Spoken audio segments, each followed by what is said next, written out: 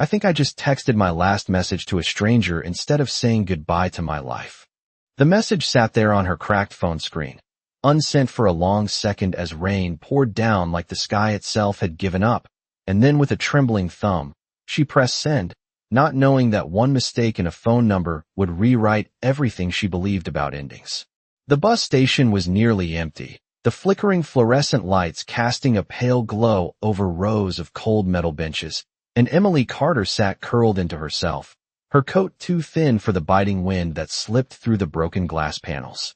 Just 3 days ago she had an apartment, a job, and a plan, and now all she had was a backpack with 2 shirts, an unpaid phone bill, and a silence that felt louder than the storm outside. Her eyes were swollen from crying, but no tears came now, only a numb exhaustion that wrapped around her chest like a tightening rope. Before continuing, comment where in the world you are watching from, and make sure to subscribe because tomorrow's story is one you cannot miss. She had not meant to text anyone, not really. It was supposed to be a goodbye, something she would never send, something she would delete after letting the words out, but her fingers had slipped, one wrong digit, one careless tap, and now somewhere out there, a stranger had just received the most vulnerable truth she had never said out loud.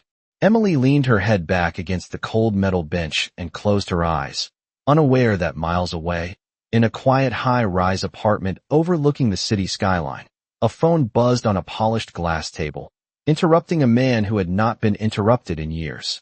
He glanced at the screen, expecting another business update, another meaningless notification, but instead he saw a message that did not belong in his world at all, a message that read like the final page of a life falling apart. And for the first time in a very long time, he did not ignore it.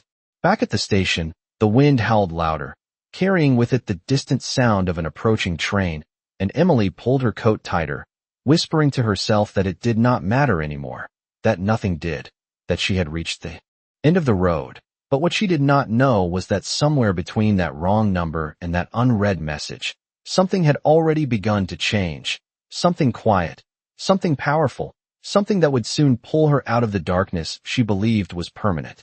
The message did not feel real at first, just a flicker on a screen in a world that had long stopped surprising him. But Daniel Hayes did not swipe it away like he did with everything else.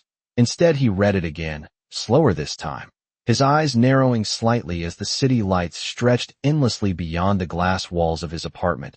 The words were raw, unfiltered, the kind of honesty money could never buy, and for a brief moment, something unfamiliar stirred in his chest, something he had buried years ago beneath meetings, acquisitions, and silence. He stood there barefoot on polished marble, the faint hum of the city below rising up like distant waves, and for the first time that night, he felt present, not as a chief executive officer, not as the man whose name moved markets, but simply as someone who had just received a message meant for someone else, and yet somehow meant for him. His thumb hovered over the screen, debating whether to ignore it, to let it disappear into the endless stream of forgotten notifications, but he did not. Instead, he typed slowly, carefully, as if the weight of each word mattered. Are you safe right now? The message sent into the unknown just as hers had been. Back at the station, Emily did not expect a reply, not from anyone, not anymore. She had already tucked her phone into her pocket, trying to disappear into the cold stillness of the night. But when it buzzed against her leg, she froze, her breath catching as if the world itself had tapped her shoulder. She pulled it out with shaking hands, staring at the screen, confusion flickering across her tired face. The number was unfamiliar, the message simple, direct, almost gentle. Are you safe right now? For a long second she did not move, her mind racing through possibilities. Was this a mistake, a joke, or something worse? The station felt colder suddenly, the shadows deeper, the emptiness heavier. But beneath all of that, there was something else, something small and fragile. Hope. She swallowed hard, her fingers hovering over the keyboard as doubt and instinct collided inside her chest. She could ignore it. She should ignore it. That was what people did. That was how you survived. But she had already broken that rule once tonight, and somehow that one mistake had led to this moment. She typed back before she could stop herself. I do not think so. The truth sat there in plain sight. No pride left to protect it, no strength left to disguise it. Across the city, Daniel read her reply instantly, his jaw tightening. Slightly, not from irritation, but from recognition. He knew that tone. He had heard it before in voices that had nothing left to lose. He moved to the window, looking down at the endless grid of streets below, each one filled with stories he would never know. Except this one. Somehow this one had found him. "Where are you?" he typed. This time faster, less guarded. "At the station on 3rd Street, she answered, her fingers trembling as she sent it, the words feeling heavier than they should, as if sending her location to a stranger was crossing a line she could never uncross. But something about his message had not felt dangerous. It had felt steady, and steady was something she had not felt in a very long time. Daniel did not hesitate. He grabbed his coat from the back of a chair, his movements sharp and decisive now, the kind that had built empires and closed deals worth millions. But this was not business. This was something else entirely, something that did not come with contracts or guarantees. "Just wait there. I am coming," he sent. And for the first time in years, he did not call a driver.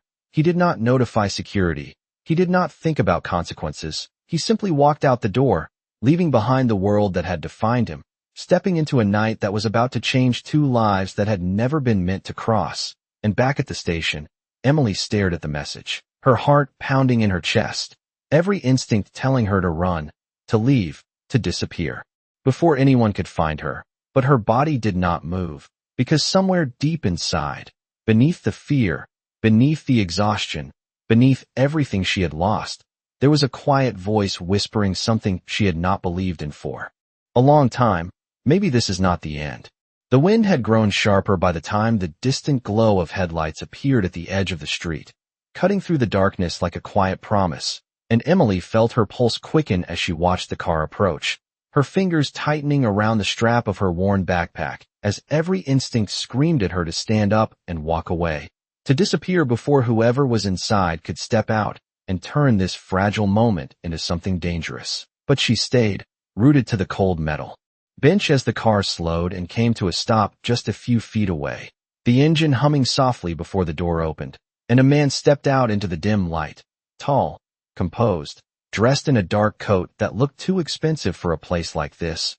Yet there was nothing showy about him, nothing loud, just a quiet presence that felt strangely grounded despite everything about him suggesting a life far removed from hers. Daniel Hayes paused for a second as his eyes found her, taking in the thin coat, the exhaustion in her posture, the way she held herself like someone trying to take up as little space as possible, and something inside him tightened again, not out of pity, but recognition. He had seen that look before, just not in a very long time. Emily stood slowly, her body tense, her mind racing through every worst-case scenario she had ever heard, every warning about trusting strangers. And yet the moment he spoke, those fears did not disappear, but they shifted, softened slightly under the calm steadiness of his voice. "Emily," he said, not as a question, but as a quiet confirmation, and the way he said her name made it feel real, like she had not imagined this entire exchange, like she had not simply reached out into the void and been answered by chance. She nodded once, unable to form words, the silence stretching between them, filled only by the distant rumble of passing traffic and the steady rhythm of her own heartbeat. Daniel took a step closer, careful, measured, as if approaching something fragile that could break if handled too quickly. "I am not here to scare you," he said gently. "I just did not want you to be alone tonight."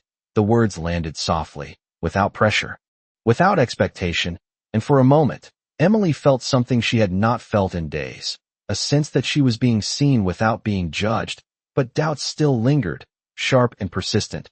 "Why would you come?" she asked finally, her voice barely above a whisper, the question carrying more weight than the words themselves. Daniel exhaled slowly, his gaze steady. "Because you reached out, even if it was not meant for me, and that matters." The simplicity of his answer caught her off guard. There was no hidden motive in his tone, no hint of manipulation, just a quiet truth that felt almost unfamiliar in a world where everything seemed to come with conditions. A gust of wind swept through the station, making her shiver, and without thinking, he slipped off his coat and held it out to her, not stepping closer, not forcing the gesture, just offering it. She hesitated, her pride flickering weakly against her need for warmth. But the cold one, and she accepted it slowly, the fabric heavy and warm around her shoulders, carrying a faint scent that felt oddly comforting. Like something stable, something safe. They stood there for a moment, two strangers bound by a mistake neither of them had planned, and yet neither of them seemed ready to walk away. "Do you have somewhere to go?" he asked, already knowing the answer. She shook her head, the truth too heavy to dress up. Daniel nodded once, his expression unreadable but not distant. "There is a diner 2 blocks from here, open all night," he said. "We can sit somewhere warm, you can eat, and then you decide what you want to do next." The offer was simple, leaving the choice entirely in her hands. No pressure, no expectations, just a door left open. Emily looked at him, really looked this time, searching for something that would tell her to run, but all she found was a quiet patience, a steadiness that felt real in a way she could not explain. And for the first time since everything had fallen apart, she felt like she had a choice. Again, she nodded slowly. "Okay," she said, her voice fragile but certain enough, and as they began to walk side by side into the cold night, neither of them realized that this small decision, this simple walk to a diner, was the first step in a story neither of them could have predicted. The diner was almost empty when they stepped inside, the soft hum of an old refrigerator and the faint clatter of dishes filling the quiet space as warm yellow light wrapped around them like a shield against the cold outside. And for a moment, Emily hesitated at the door, as if crossing that threshold meant stepping into a reality she was not sure she deserved. But Daniel simply held it open without a word, giving her the space to choose, and after a second, she walked in, the warmth hitting her skin instantly, making her realize just how cold she had been. They slid into a booth near the window, the vinyl seat creaking softly beneath her as she sat, still clutching his coat around her shoulders. A waitress approached with a tired but kind smile, pouring water into 2 glasses before handing them menus. But Emily barely looked at hers, her eyes fixed on the table as if the simple act of being here felt unreal. "Order anything you want," Daniel said gently, his tone steady, not commanding, just offering. She glanced up at him, uncertainty flickering across her face. "I cannot," she started, but he shook his head slightly. "You can, and you should." There was no pressure in his voice, only quiet certainty, and something about that made it easier for her to nod, even if just a little. When the waitress returned, Emily ordered something simple, eggs, toast, and coffee, her voice soft as if she was afraid the moment might disappear if she spoke too loudly. Daniel ordered the same without hesitation, as if to remove any sense of difference between them. And when the waitress walked away, silence settled over the table again. But it was different now, less heavy, more uncertain, like something waiting to be understood. Emily wrapped her hands around the glass of water, the cool surface grounding her as she finally spoke. "I lost my job 3 days ago." The words came out quietly, but once they started, they did not stop. "I worked at a small marketing firm, nothing special, but it paid the rent until they downsized, and I was the easiest to let go." She let out a small breath, almost a laugh, but without humor. "I thought I had time to figure things out, but then my landlord did not, and suddenly I was out, just like that." She snapped her fingers softly, the sound sharp in the quiet booth. Daniel listened without interrupting, his expression calm, focused, not trying to fix anything, just present. "My phone bill is overdue," she continued, "and I was supposed to call my sister tonight. Tell her I am okay. Even though I am not." Her voice wavered slightly, "And instead, I sent that message to you." She looked up at him then, searching his face for judgment, for doubt, for anything that would make her regret sitting here, but all she found was a steady attention that did not waver. "Thank you for answering," she added quietly.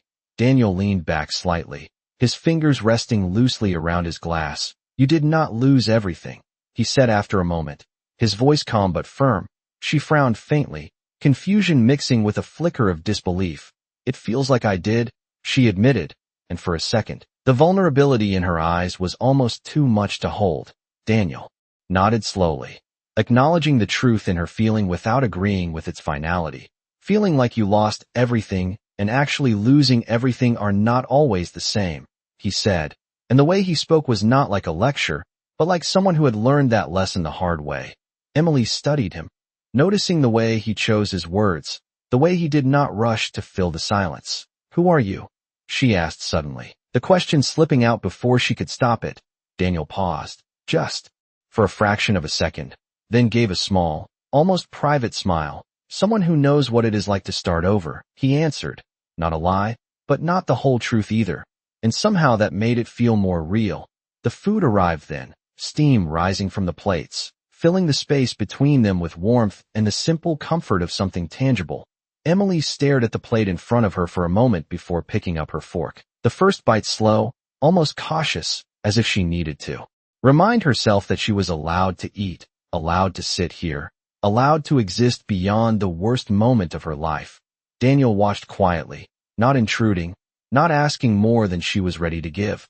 And as the minutes passed, the tension in her shoulders began to ease, just slightly, just enough to make room for something new, something she had not expected to feel tonight.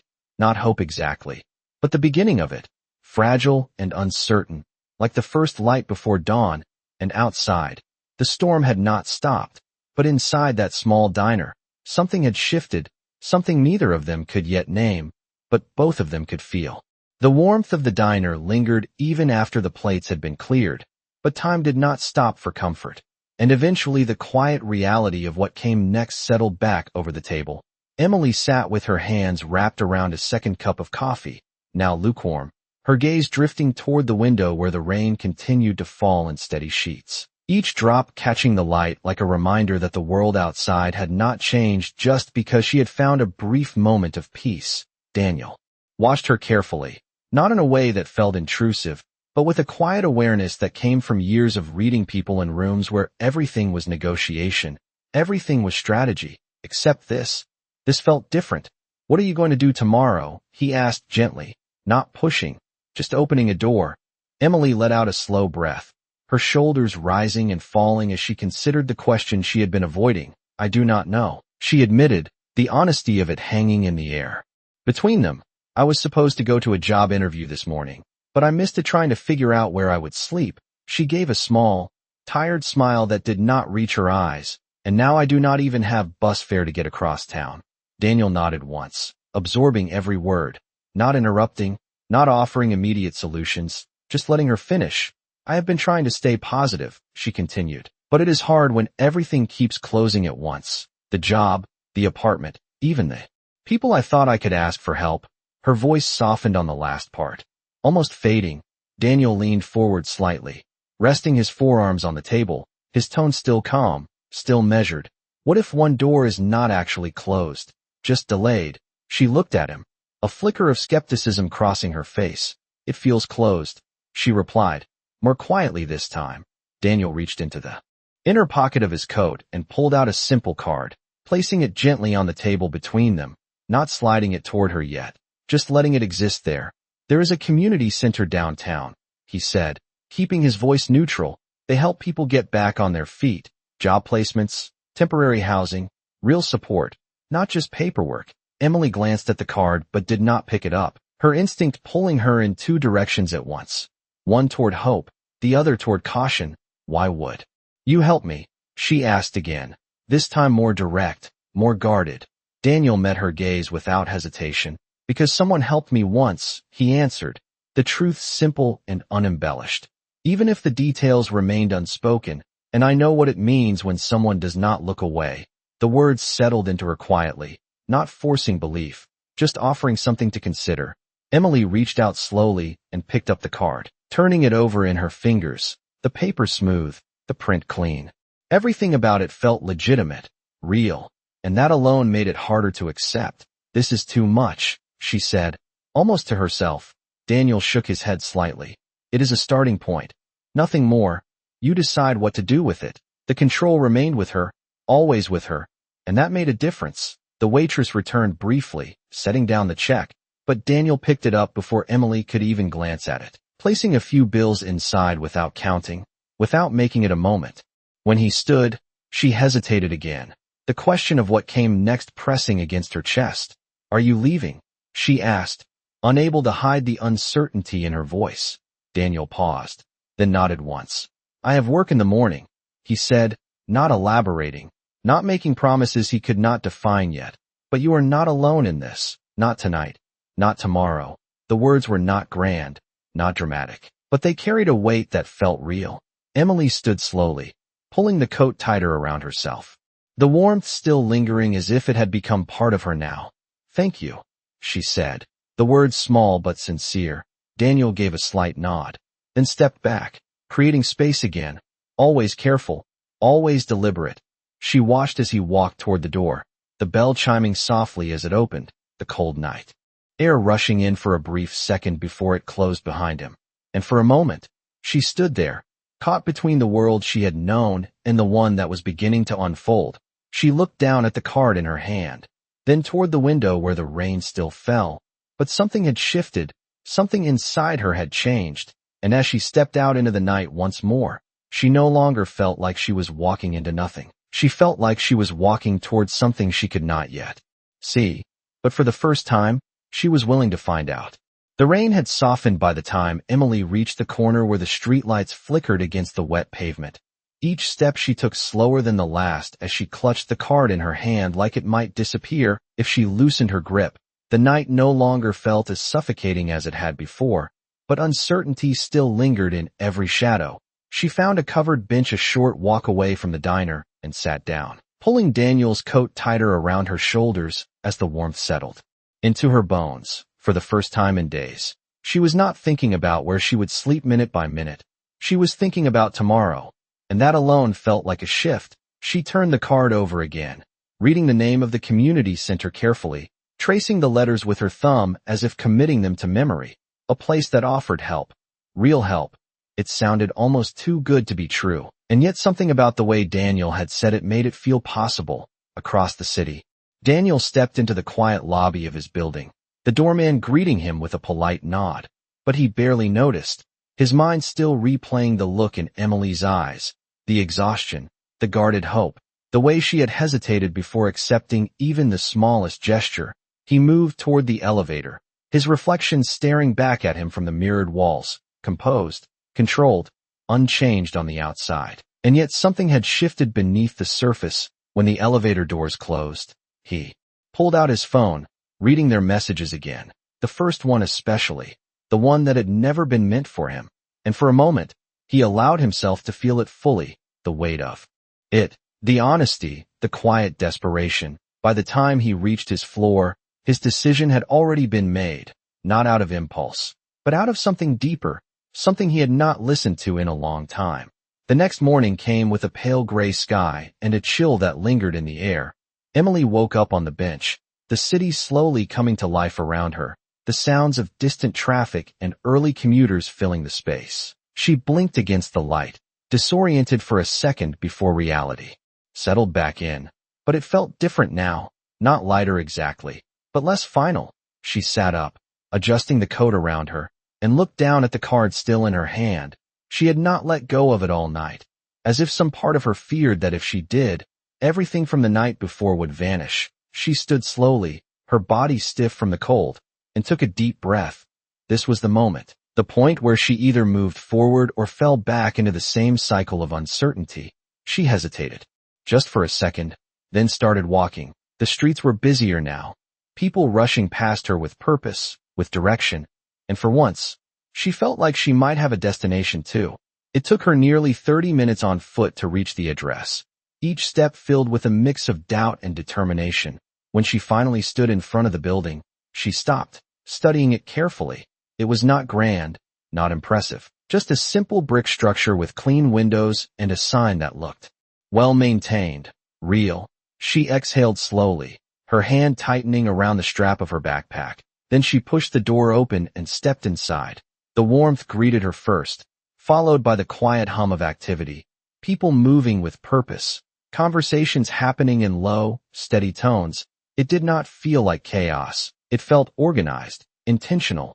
A woman at the front desk looked up and offered a welcoming smile. "Can I help you?" she asked. Emily paused for a moment, the weight of everything she had been carrying pressing against her chest. Then she lifted the card slightly, her voice soft but steady.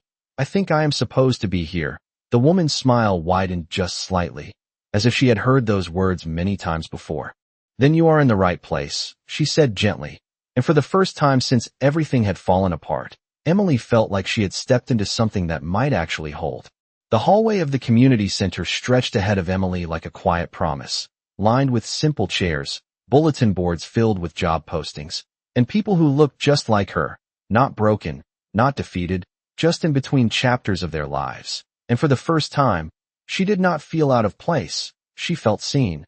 The woman at the front desk introduced herself as Linda and guided Emily through a few basic questions. Nothing invasive, nothing overwhelming, just enough to understand where she was and what she needed.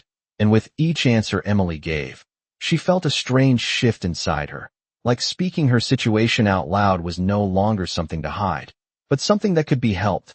Linda handed her a form and a cup of warm coffee, pointing her toward a seating area where a few others were filling out paperwork. "Take your time. There is no rush here," she said gently. And those words alone felt different from anything Emily had heard in days. No rush, no pressure, just space to breathe. As Emily sat down, she noticed the details around her. A man reviewing a resume with a volunteer, a woman speaking softly with a counselor, a small table with neatly folded clothes labeled free.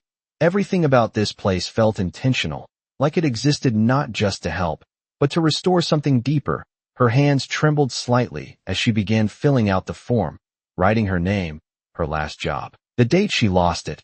Each line felt like a piece of her story being acknowledged instead of ignored. Across the city, Daniel sat in a glass-walled conference room high above the streets, a group of executives discussing numbers, projections, expansion plans. But his focus was elsewhere, his pen resting idle in his hand as his thoughts drifted back to the woman sitting in that diner.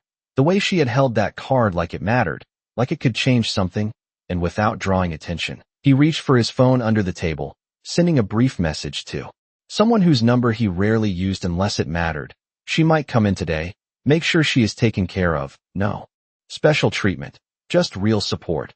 He paused for a moment before adding, "And do not tell her I am involved." The message sent, he returned to the meeting, his expression unchanged, his voice steady as he resumed speaking. But something about his presence had shifted, less detached, more aware. Back at the center, Emily finished the form and handed it back to Linda, who reviewed it quickly before nodding with quiet approval. "You are in the right place," she said again, then gestured for Emily to follow her down the hall. "We are going to start with a short meeting, just to understand your goals. Nothing complicated." Emily followed, her steps hesitant but steady. As they entered a small office, she was introduced to a counselor named Marcus, his tone calm and reassuring as he invited her to sit. "Tell me what you want your next step to be," he said, and the question caught her off guard. Not what she had lost, not what went wrong, but what she wanted next. Emily hesitated, her mind searching for an answer she had not allowed herself to consider. "I want to work again," she said finally, her voice quiet but certain. "I want to feel stable, like I am not about to lose everything again." Marcus nodded, writing something down before looking back at her. "That is a good place to start," he said, and for the next 30 minutes, they talked through possibilities, job leads, temporary housing options, small steps that felt achievable instead of overwhelming, and with each plan they outlined, Emily felt something inside her begin to rebuild, not all at once, not dramatically, but piece by piece, like something that had been broken was slowly being put back together. As she left the office, Linda handed her a small envelope with information, a meal voucher, and a list of next steps. "Come back tomorrow. We will keep going," she said, and Emily nodded, stepping back out into the daylight. The city still busy, still indifferent, but she was not the same person who had sat on that bench the night before. She reached into her pocket and pulled out her phone, staring at the message thread that had started it all, her thumb hovering for a second before she typed, "I went to the place you told me about." And then after a pause, "Thank you," she hit send, not knowing where he was or what he was doing, only knowing that something had changed, and somewhere high above the city, Daniel's phone buzzed quietly on the table beside him, his eyes flickering toward it for just a moment before a small, almost imperceptible smile touched his expression, because sometimes the smallest messages carried the greatest weight, and this was only the beginning.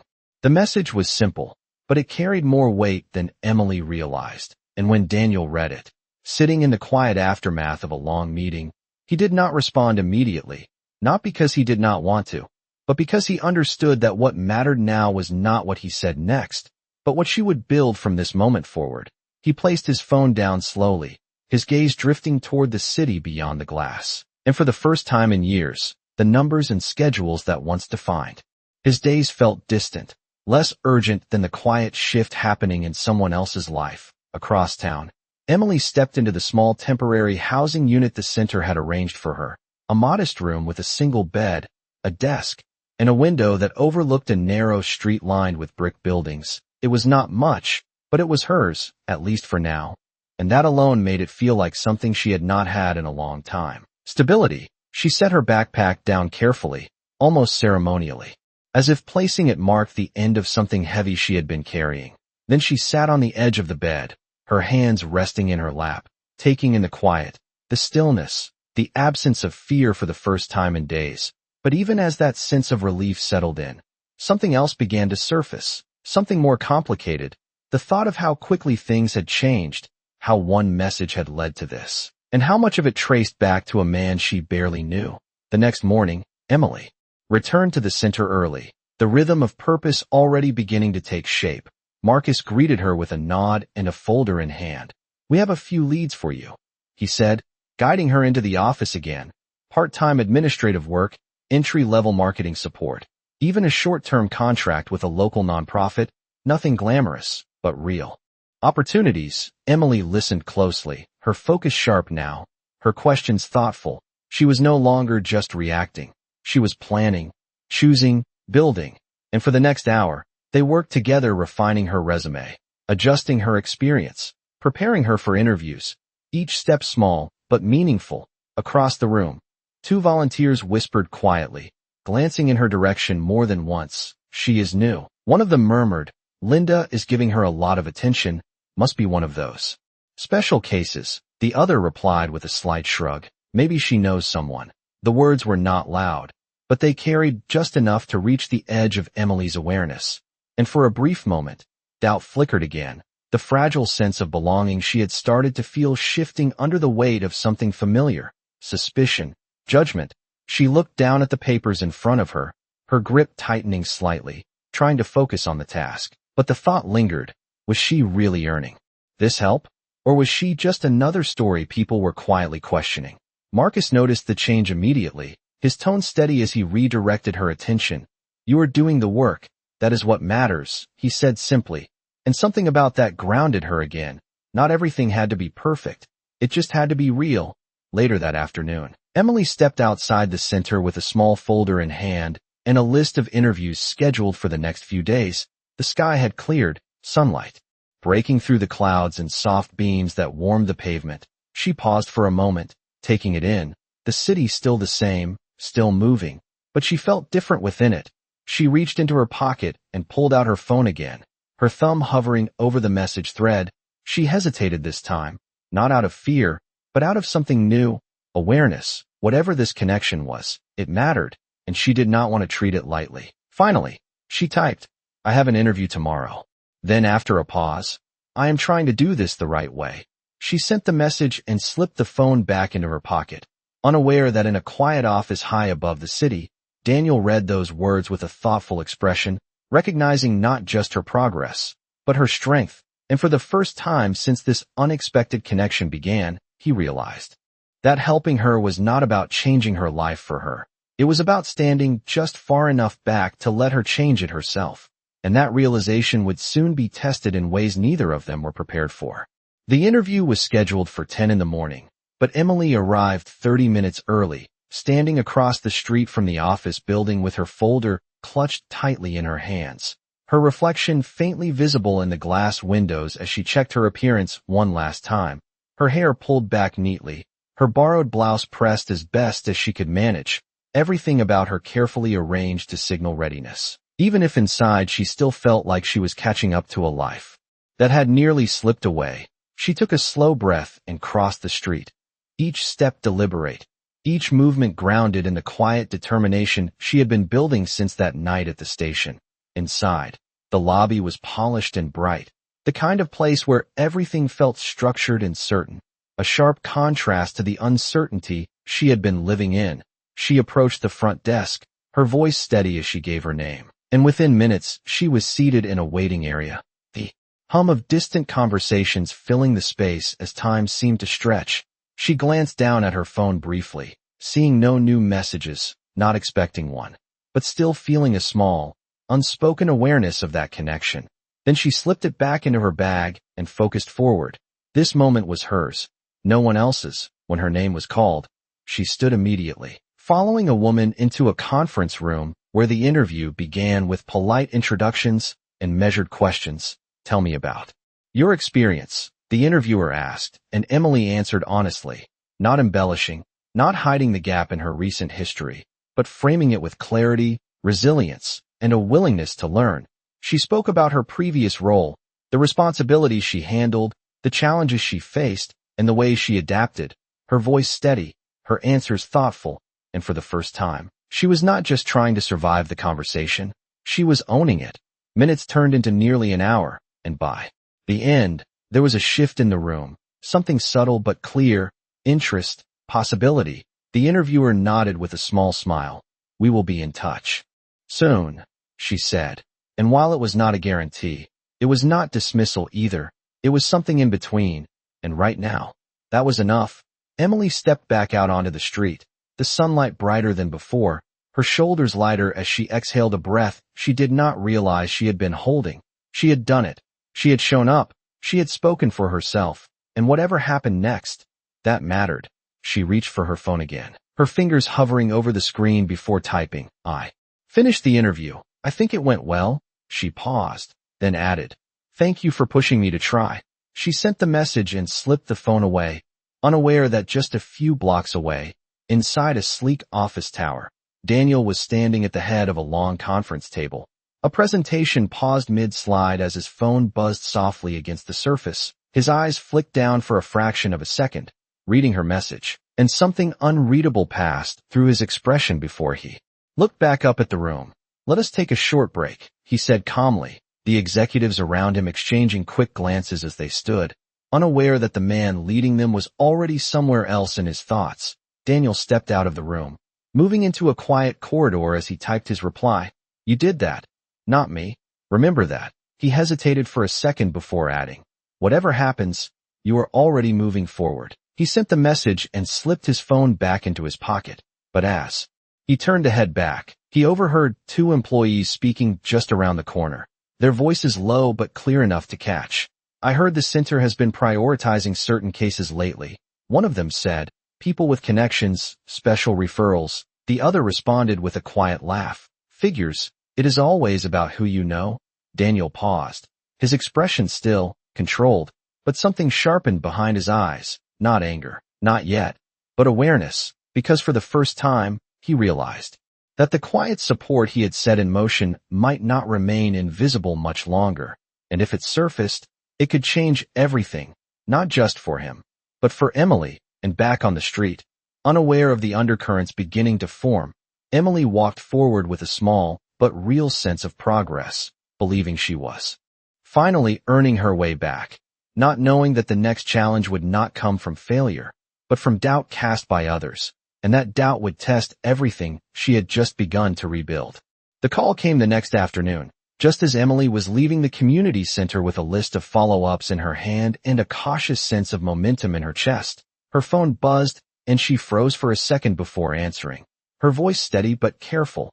Hello, this is Emily. There was a brief pause on the other end before the interviewer from the previous day spoke, her tone professional but warm. Emily, this is Karen from the office you visited yesterday. We would like to offer you the position.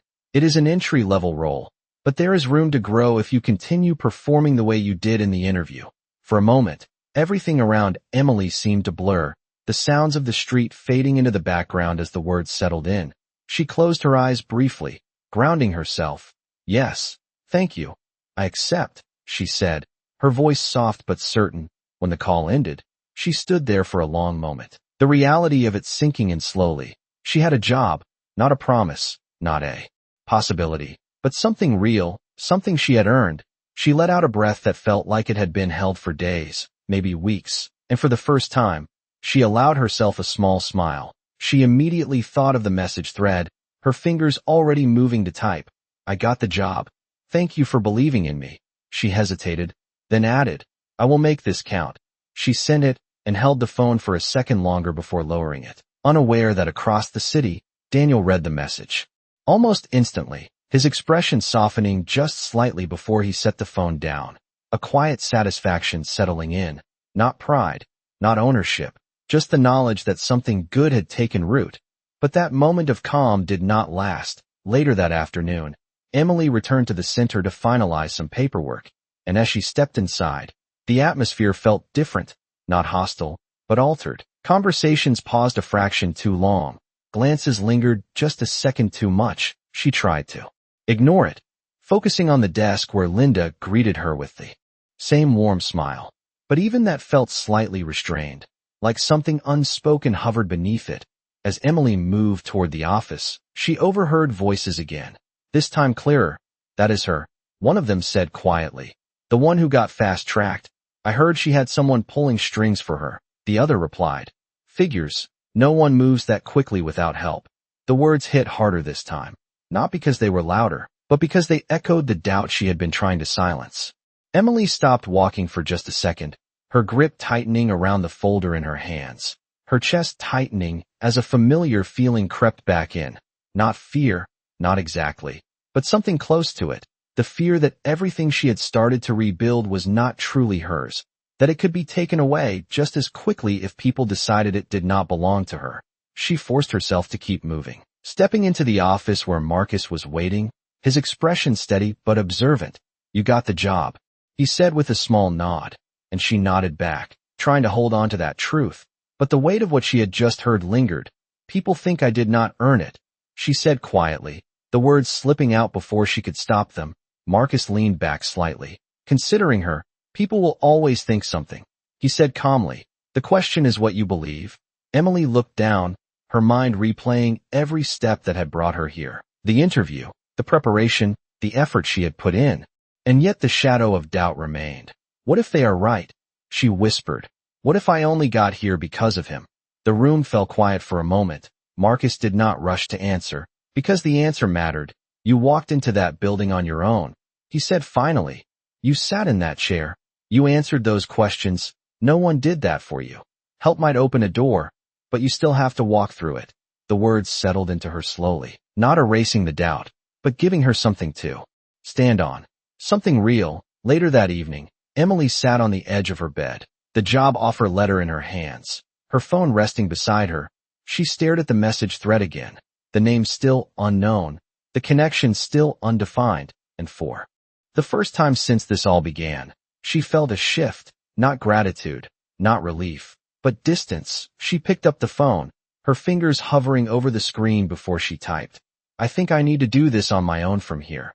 The message sat there for a moment before she sent it, her heart tightening slightly, as if she had just closed a door she was not entirely ready to shut. But something inside her told her it was necessary, that if this new life was going to be real, it had to be hers.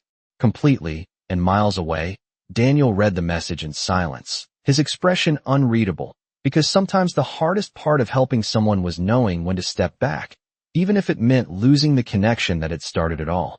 Daniel did not reply that night, not because he did not have words, but because he understood that anything he said now could pull her backward instead of letting her stand on her own. He placed the phone face down on the table and stood by the window.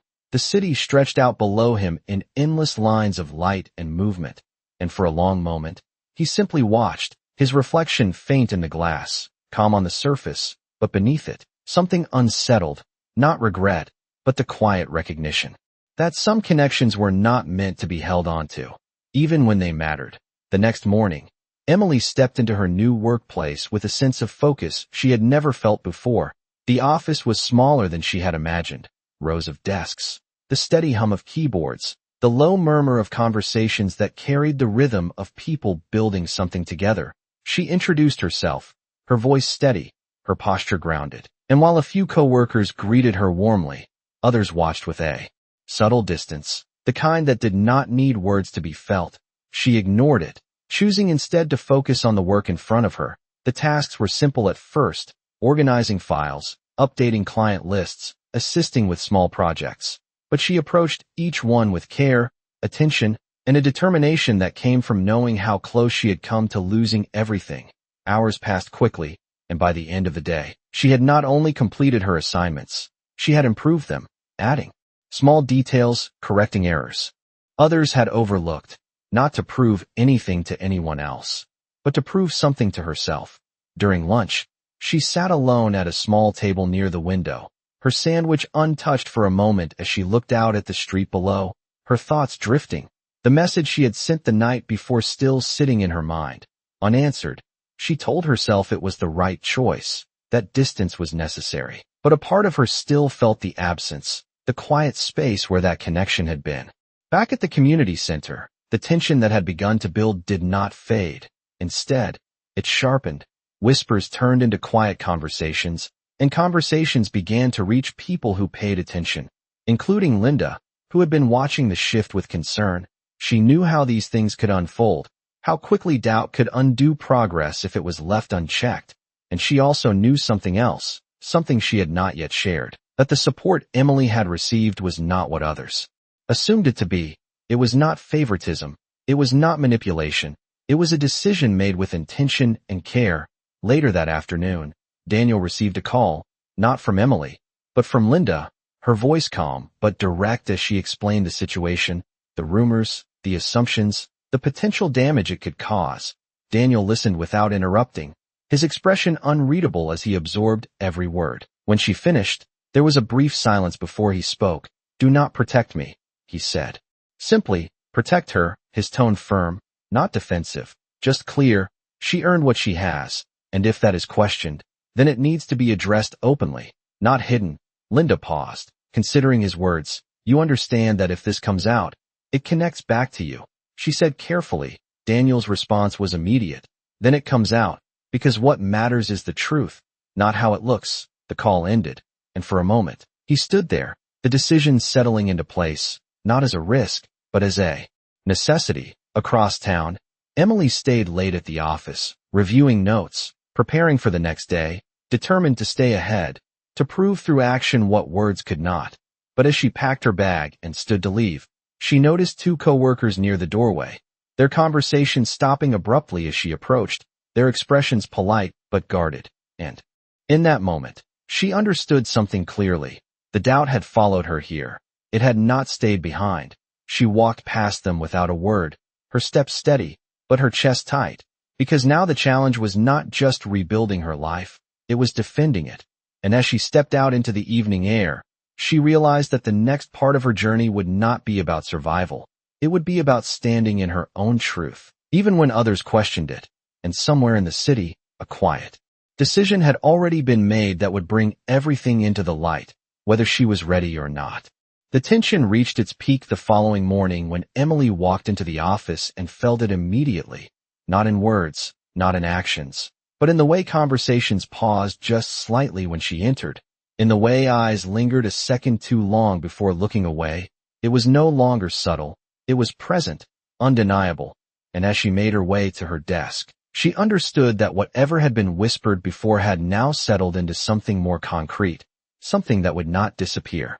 On its own, she placed her bag down carefully, her movements controlled, her breathing steady, refusing to let the weight of it show on the surface, but inside, her thoughts were racing, questioning everything she had worked for over the past days, wondering if any of it would still matter if people believed she had not earned it. Before she could fully settle into her tasks, her manager approached, his expression neutral but serious. "Emily, can you step into the conference room for a moment?" he said, and the words alone sent a quiet ripple through the room, heads turning just slightly as she stood, her heart beating faster but her posture remaining straight. She followed him down the hallway, each step echoing louder than it should, until they reached the glass-walled room where two other senior staff members were already seated. The door closed behind her with a soft click that felt far louder in the silence. "Please sit," one of them said, gesturing toward the chair across from them. Emily did as she was asked, her hands resting in her lap, her expression calm even as tension tightened in her chest. "We have received some concerns," her manager began, choosing his words carefully, "about the circumstances surrounding your hiring. The sentence hung in the air, heavy and deliberate. Emily felt the impact immediately, but she did not look away. She did not shrink. Instead, she met his gaze directly. "What kind of concerns?" she asked, her voice steady. The other staff member leaned forward slightly. "There are questions about whether you were referred through unofficial channels, whether there was influence involved that gave you an advantage over other candidates." The words were polite, professional, but their meaning was clear. Emily took a slow breath, her mind moving quickly. She could feel the doubt pressing in from every direction, but beneath it, something else rose, something stronger, clarity. "I applied, I interviewed, and I answered every question honestly," she said, each word deliberate. "No one spoke for me. No one sat in that room but me." The silence that followed was different now, not accusatory, but considering. Her manager studied her for a moment, as if weighing not just her words, but the way she carried them. Before he could respond, the door opened again, and all three of them turned instinctively. Daniel Hayes stepped inside, his presence immediately shifting the atmosphere in the room, not because he raised his voice or demanded attention, but because of the quiet authority he carried, the kind that did not need to announce itself.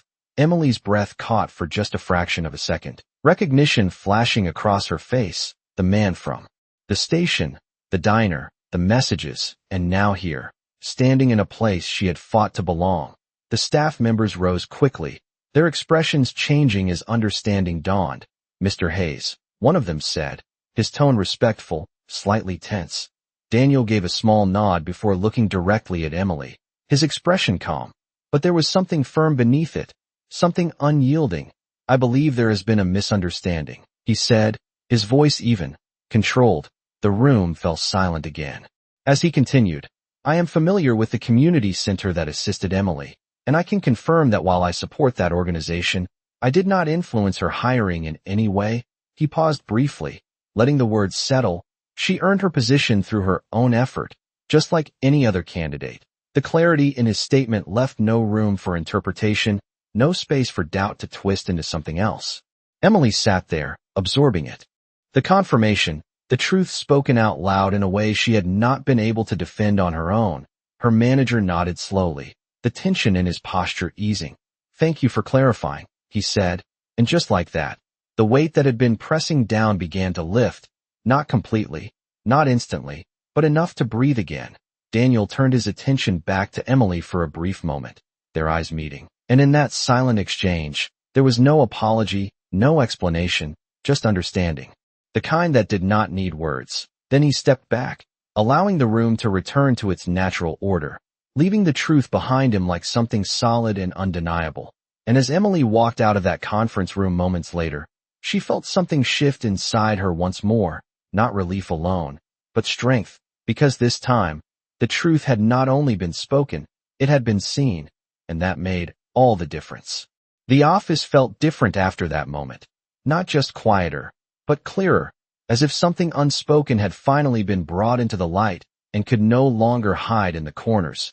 Emily returned to her desk with steady steps, aware of the eyes that once questioned her now shifting into something else, not admiration, not yet, but recognition, and that alone was enough.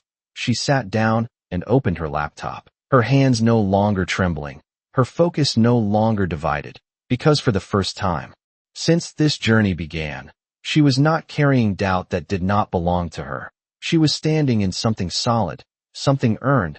The rest of the day passed with a different rhythm.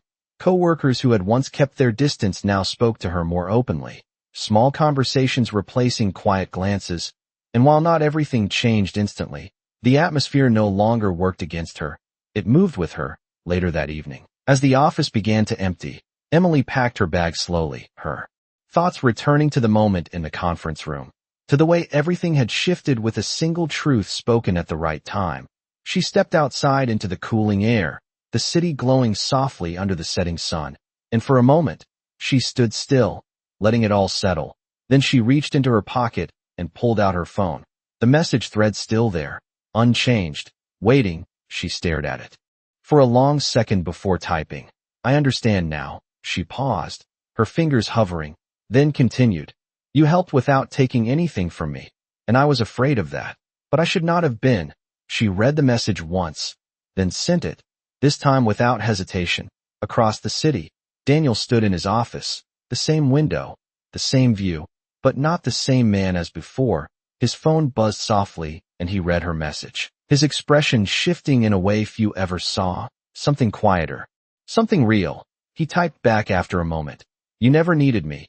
You just needed a chance. He stopped, then added, and you took it.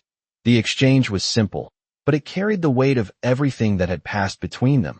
The silence that followed was no longer empty. It was complete. Days turned into weeks, and Emily settled into her new life with a steady confidence. Her work improving, her presence growing. Not because she tried to prove anything, but because she no longer felt the need to. She returned to the community center often, not as someone seeking help, but as someone offering it, sitting with others who had once been where she was, sharing her story not as something extraordinary, but as something possible. And each time she spoke, she remembered that night, the cold, the message, the mistake that had not been a mistake at all.